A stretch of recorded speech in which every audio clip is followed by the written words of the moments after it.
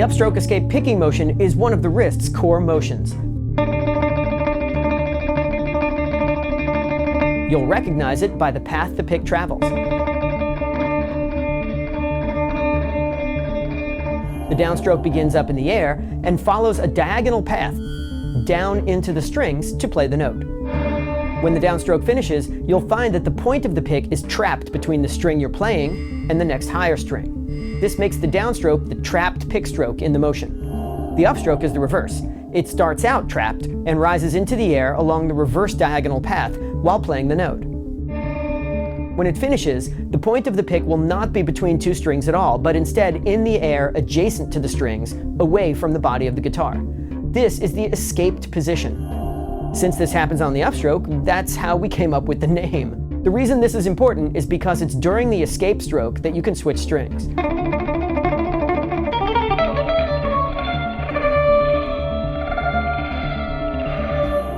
Phrases that work with an upstroke escape motion are those where the final note on the string is an upstroke.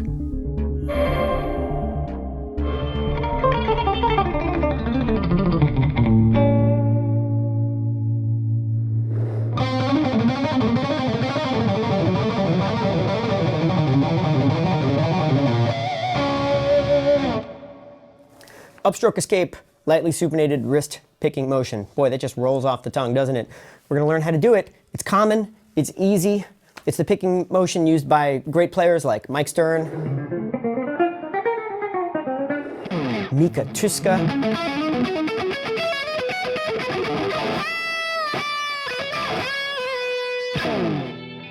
and of course the great Eric Johnson. You can see the upstroke escape trajectory quite clearly here. The whole hand moving side to side along a deviation pathway. And in theory, it's pretty simple, right? You just use this sideways motion of your wrist to go back and forth. How hard could that be, right? Well, it's actually kind of tricky because a lot of people, you will hear comments that this motion isn't comfortable or it's weird and I don't know how to do it. And a lot of people try to do this and they get their forearm turning around, which is also can be confusing because you're like, well, I know I should be able to do this, but I can't. So I'm going to give you some really simple instructions for doing this. This is, first and foremost, an upstroke escape motion, by which I mean this is a picking motion where the downstrokes are trapped in between the strings and the upstrokes escape or move away from the guitar's body. It looks like this. There's your trapped stroke. There's your escaped upstroke.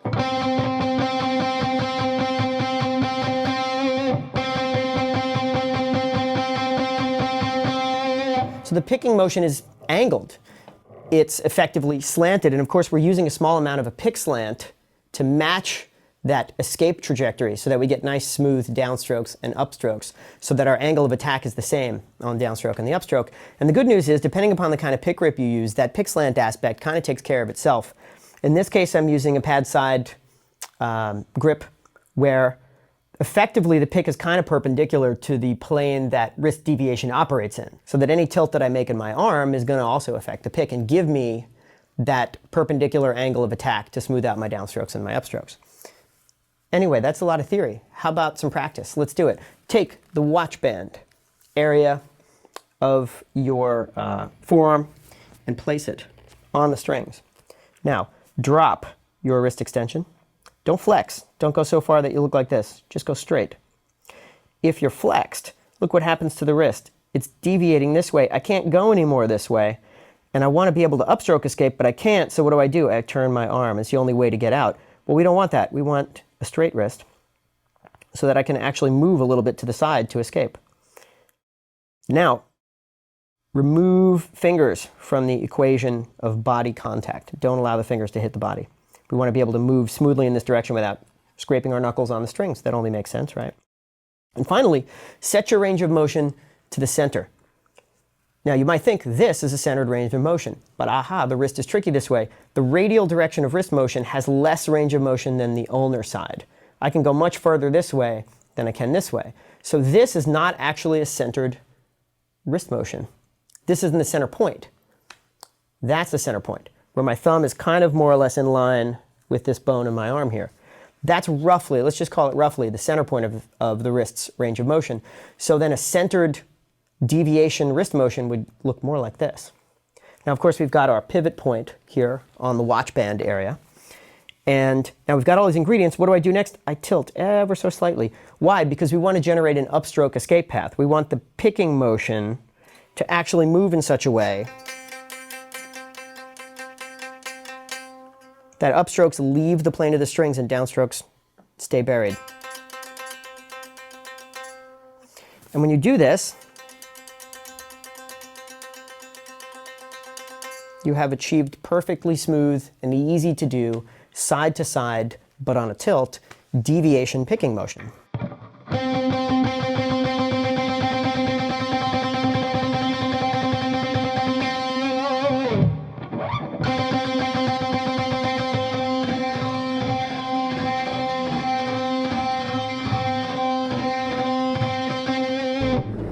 Cracking the Code viewers, you wouldn't think that teaching somebody to move a guitar pick back and forth in a straight line would be that big of a deal.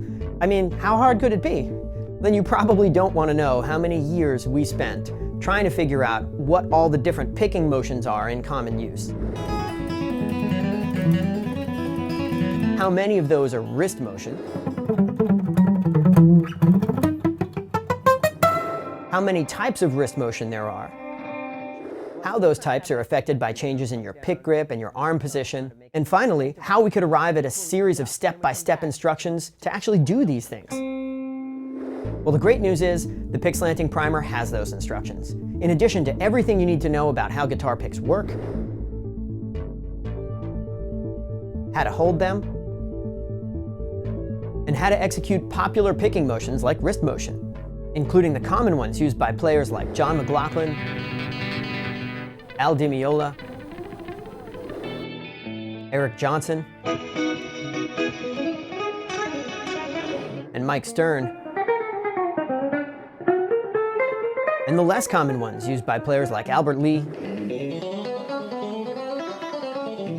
Eddie Van Halen, and Steve Morse.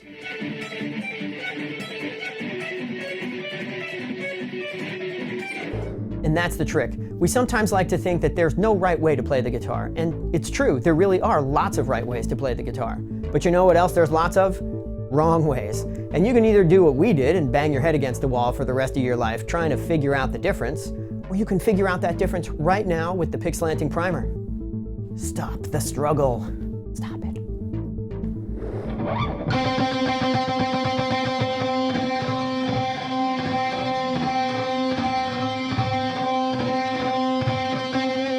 Notice I'm keeping my range of motion down here. I'm not up here. Not that there's anything specifically wrong with that, but that's not the motion we're going for here. We're going for this slightly ulnarized, let's coin a term there, slightly ulnarized range of motion down here. You'll see great players play this way. Andy Wood, for example.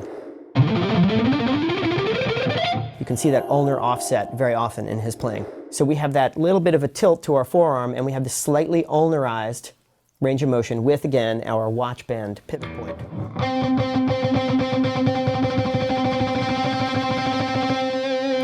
Okay, now let's talk about the trajectory of the motion. This is a wrist motion, so the motion originates at this point here, and if you observe it from this perspective, it looks like it traces a little semicircle. That's fine. There's no rule of guitar picking that says you have to pick straight up and down or parallel with the pickups. There's not even any rule that says your pickups go straight up and down, and mine don't. So your guitar might be pointed all sorts of ways. With your headstock angle, your approach angle could be different. These things are all moving around, but what never moves is this. Your wrist is always connected to your forearm at this point, and so it traces a semicircle, in this case a slightly ulnarized semicircle, based on that point of origin. When you look at this motion through the magnet, then, what you're looking at is like a disc on its edge. You won't see that curve, you'll see what looks like mostly a straight line. So the pick appears to go straight into the string and then straight out. That's what this motion should look like when it's done correctly. It's a straight shot in and a straight shot out. It's not a very effortful movement. It should feel smooth. The problem happens when you look down at your hand or you look through the magnet and you see this.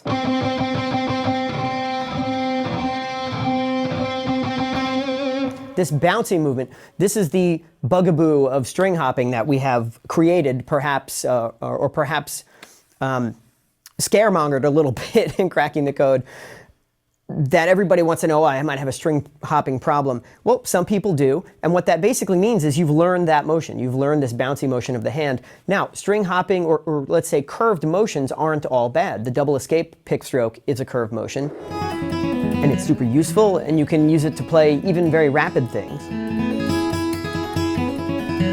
The problem with the string hopping motion is twofold. It uses the same muscles, so it builds up tension, and also it's very vertical. You're going into the strings and out of the strings at a steeper incline than you really want to, and it looks like this.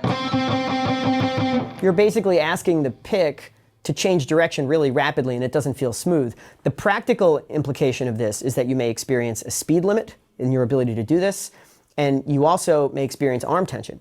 If you experience any of those things, and of course if you look down and you see the pick doing that, or if you film yourself and you see the pick doing that, then we've got a problem. We've got to deal with it.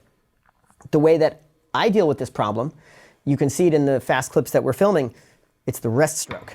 In other words, when the pick goes down into the strings, the trapped stroke bottoms out against the next higher string, in this case the B string. And then the upstroke just pulls right back out again. Now you would think this would feel weird to do this, but actually I do it all the time without even really knowing it. In fact, it was only after filming myself to do this instructional stuff that I even noticed that I was doing it as extensively as I was. You know who else does this rest stroke thing? Eric Johnson. I know we looked at this before, but check out those rest strokes. You can see the pick bottoming out into the next higher string. So, if you find that when you try to do this motion, it doesn't feel smooth, or you can't go fast, or you experience tension, and you see this bouncing appearance, one way you can train yourself out of that is to think about actually physically contacting the next lower string with your pick stroke, like this, or this.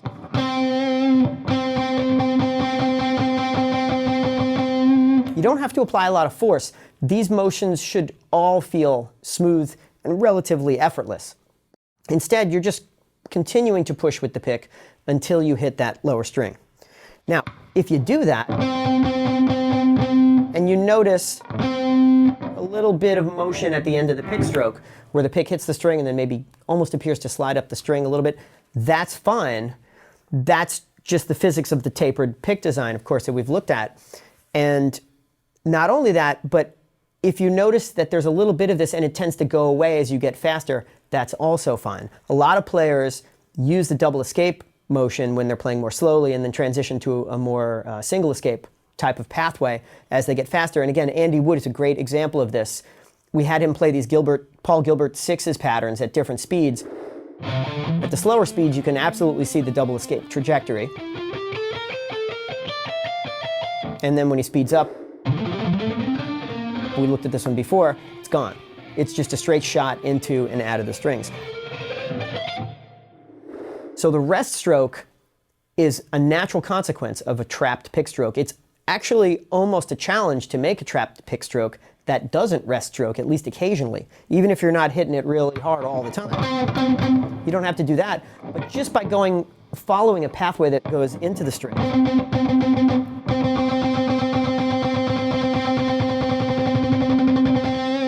You're probably going to contact that next higher string every so often, and when done correctly, it doesn't produce any sound. You don't even feel it either. In fact, some people have suggested that it might even serve as an enhancement to playing smoothly because the string stops the motion of the pick for you, so then all you have to do is come back. I don't know if that's true or not, but what I can say is that you can use this as a training device to try and get these single escape motions to move in what appears to be a linear fashion from this perspective.